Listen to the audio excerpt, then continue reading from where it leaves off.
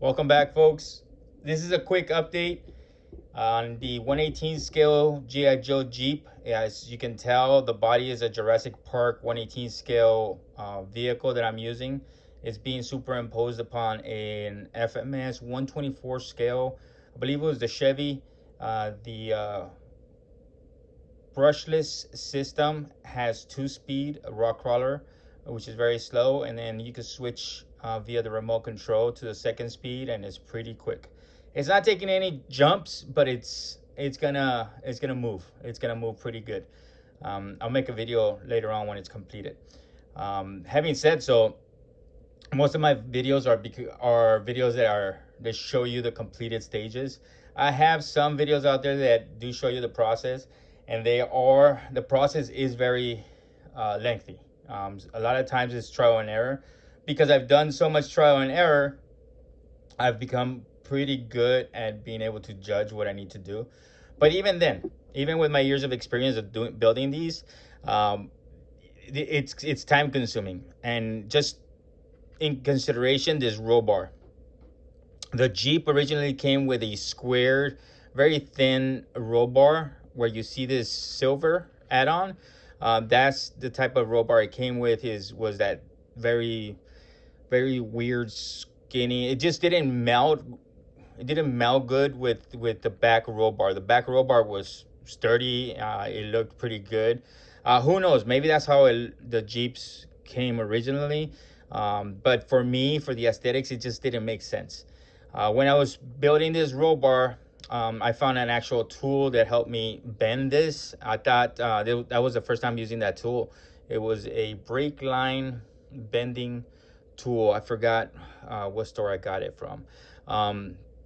It was a hardware store, but yes, if you look up brake line bending tube, then you'll find that tool. Even with that tool, the bend wasn't perfect. This white here is epoxy. I had to fill it in order for me to maintain the curvature of the tubing. When I did make it, it was straight. As you can see, it's not straight any longer. When I made it, I put it in place, and knowing that sometimes I have to adjust, I put it in place, but I also made sure that the bottom was removable, so I could screw it on and screw it off, and so I can adjust it if need be. And once I had it all in place, I had these crossbars in place, and everything was set in place.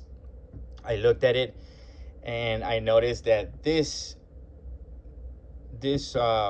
downward bar, this roll bar, was angled slightly off, where this one was straight up and down, and that bugged me.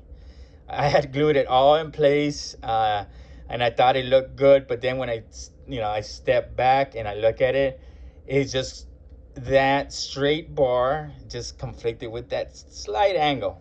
So my OCD or whatnot, or just I just wanted to look good and get as close to perfect as possible. I destroyed it again.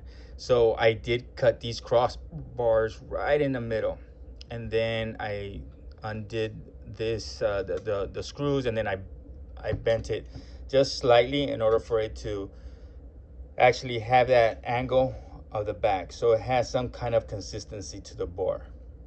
Kind of like I was talking about, there was inconsistency with the original square roll bar contradicting with the round one. Same thing with my angle, right? So I did destroy it, and then I inserted a smaller tube diameter in here in order for me to maintain the integrity of that bar, and this is solid.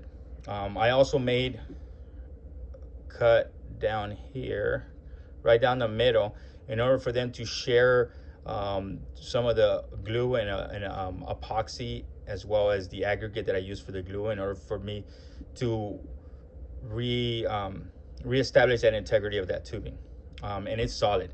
It's not going anywhere. I mean, this thing is like, I can squeeze it and you can pick it up, and it's not gonna go anywhere. Of course, it does leave a lot of imperfections. You know, connecting these bars and then making that adjustment in order for me to shrink this this crossbar, it leaves a lot of imperfections. I do fill it in with glue and aggregate, Johnny Weld. I've spoken about that. This stuff right here, it's awesome.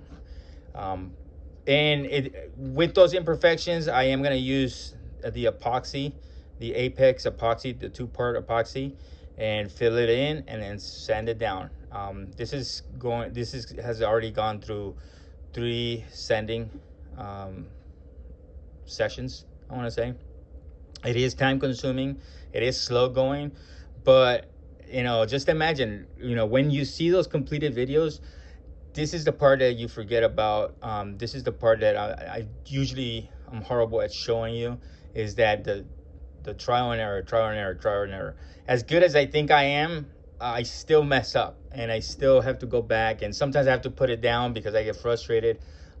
Sometimes, you know, I work on it for 10-15 minutes, sometimes for a couple hours. It takes a while.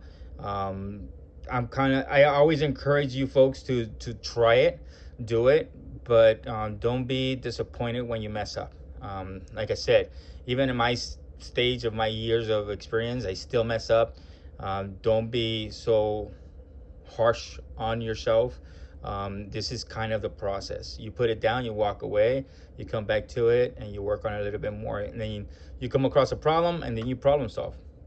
The chassis alone, I played with 3 different chassis in order to find this one, in order for me to have the qualities and the look of the Jeep, the look, the qualities, the speed, for it to all come together. I make these videos also because I think if you're gonna try this process, which I always encourage, is use my my mistakes, my mess ups as for you to make less mess ups, for you to be able to not spend as much money buying 3 different chassis in order for you to see what does work and what can work.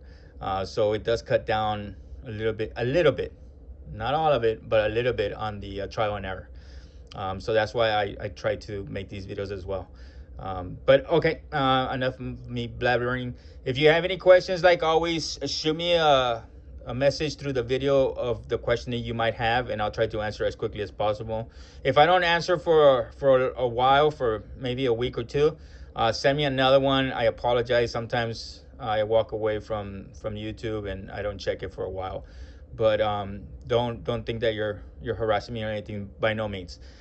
Keep on asking, and I'll get to you as soon as possible. And if need be, I'll make a video to try to explain that. Try to answer and explain the answer if it's complicated.